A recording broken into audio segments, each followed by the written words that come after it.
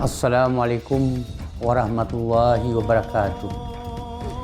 Berbuat khilaf adalah sifat, meminta maaf adalah kewajiban, dan kembalinya fitrah adalah tujuan.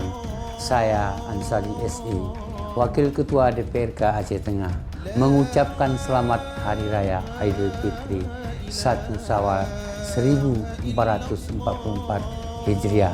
Taqabbalallahu minna wa minkum. Mohon maaf lahir dan batin. Wassalamualaikum warahmatullahi wabarakatuh.